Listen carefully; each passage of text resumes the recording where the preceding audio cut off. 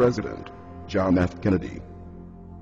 Ladies and gentlemen, the very word secrecy is repugnant in a free and open society, and we are, as a people, inherently and historically opposed to secret societies, to secret oaths, and to secret proceedings. We decided long ago that the dangers of excessive and unwarranted concealment of pertinent facts far outweighed the dangers which are cited to justify it. Even today, there is little value in opposing the threat of a closed society by imitating its arbitrary restrictions.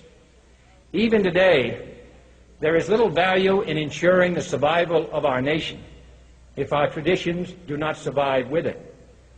And there is very grave danger that an announced need for increased security will be seized upon by those anxious to expand its meaning to the very limits of official censorship and concealment.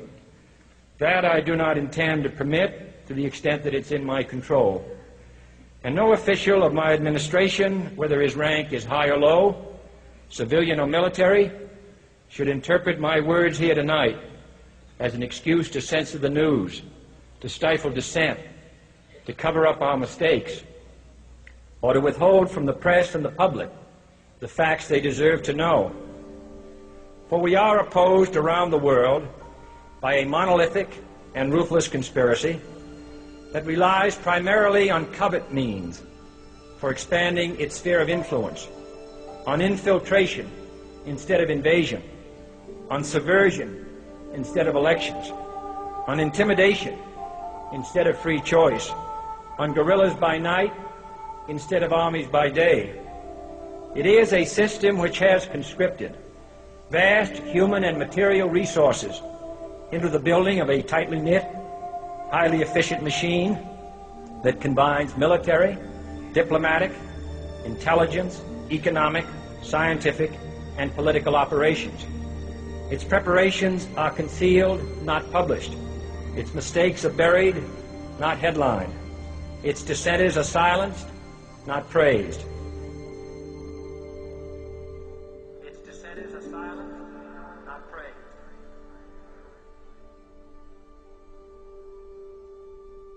Its dissenters are silenced, not praised. Its dissenters are silenced, not praised. Its dissenters are silenced, not praised. Its dissenters are silenced, not praised. No expenditure is questioned, no rumor is printed, no secret is revealed. No president should fear public scrutiny of his program, for from that scrutiny comes understanding, and from that understanding comes support or opposition, and both are necessary. I am not asking your newspapers to support an administration, but I am asking your help in the tremendous task of informing and alerting the American people. For I have complete confidence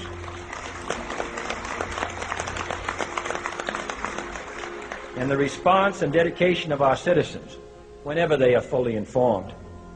I not only could not stifle controversy among your readers, I welcome it. This administration intends to be candid about its errors. For as a wise man once said, an error doesn't become a mistake until you refuse to correct it. We intend to accept full responsibility for our errors, and we expect you to point them out when we miss them. Without debate, without criticism, no administration and no country can succeed, and no republic can survive. That is why the Athenian lawmaker Solon decreed it a crime for any citizen to shrink from controversy. And that is why our press was protected by the First Amendment, the only business in America specifically protected by the Constitution, not primarily to amuse and entertain, not to emphasize the trivial and the sentimental, not to simply give the public what it wants, but to inform, to arouse, to reflect, to state our dangers and our opportunities, to indicate our crises and our choices, to lead, mold, educate, and sometimes even anger public opinion. This means greater coverage and analysis of international news, for it is no longer far away and foreign, but close at hand and local.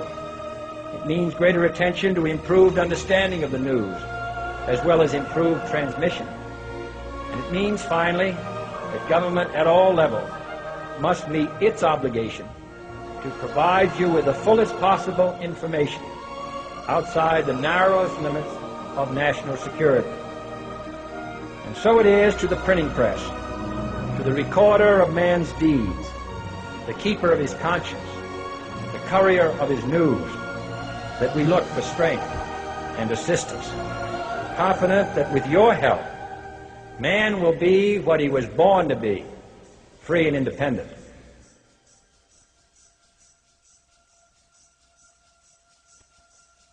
You were both in Skull and Bones, the secret society. It's so secret we can't talk about it. What does that mean for America? The conspiracy theorists are going to go I'm wild. sure they are. I don't know. I haven't seen the web. Number 322? You both were members of Skull and Bones, a secret society at Yale. What does that tell us? Not much, because it's a secret. Is there a secret handshake? Is there a secret code? I wish there were something secret I could manifest. 322, a secret number? There are all kinds of secrets, Tim, but one thing is not a secret. I disagree with this president's direction that he's taking the country. We can do a better job, and I intend to do it. And we'll be watching. Be safe on the campaign trail. John Kerry, thanks for joining us. And we'll be right back. It's good to be back at the Council on Foreign Relations. As Pete mentioned, I've been a member for a long time and was actually a director for some period of time. I never mentioned that when I was campaigning for re-election back home in Wyoming. Senator Clinton, how you doing? I'm good. How are you? Can I ask you a quick question while you signed that? It was reported in June of 2006. You attended a meeting in Ottawa, Canada, the Bilderberg Group. Can you comment on that? What's going on for the Bilderberg meeting, and what do you guys talk about up there? I have no idea what you're talking about. Yeah, you do. I was reported you were up there, and people saw you up there. I just want to know what you guys talk about and meet about up there. Sir, I don't know. Why are they such top-secret meetings? I have no idea what you're talking Your about. husband went to a Bilderberg meeting, too. I'm just wondering. I'm not being rude or anything. No, I just want to know what happens at these meetings. Well, since I wasn't there, I have no idea. Okay, thank you, Senator. Thank you. How are you? There you go. Listen, I am a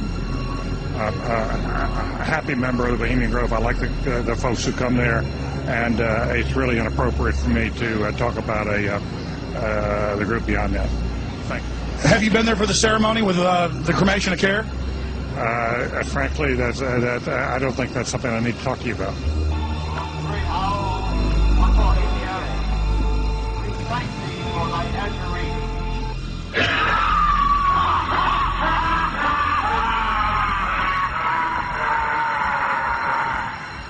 Have you been there for the ceremony with the cremation of care? Frankly, I don't think that's something I need to talk to you about. Really? That's right. Well, I'm Alex Jones, and I snuck in there in 2000. I'm the guy that blew it wide open and got the video. It's been on national TV. Well, I disrespect you for that. You do? I do. But there's a lot of big public officials going in there. Don't we deserve to know? I don't know anything about you, and I don't know anything about your film. But if you go in there with an understanding, you violated that understanding by releasing that film, and I don't respect you for that. Really? I'm sorry, you took an understanding when you went in there that you would not do that film. And did you have an understanding when you went in there? No. Did you crash it? Yes. Yeah, and it has no trespassing signs there too, doesn't it? No, they put those after. Oh, I'm sorry. I'm sorry, sir. I've been there before. I know what the circumstances are, and I'm sorry you violated the understandings. But that was not a gentlemanly thing to do. But what about the ritual? Is the ritual genuinely?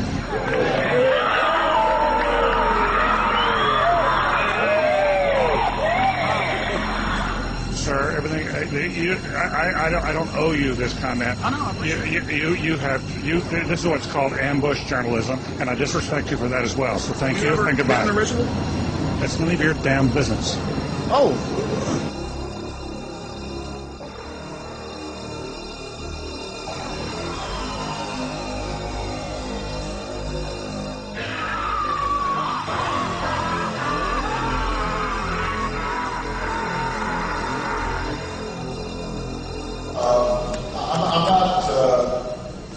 The Council on Foreign Relations, I don't know if I'm an official member. I've spoken there before.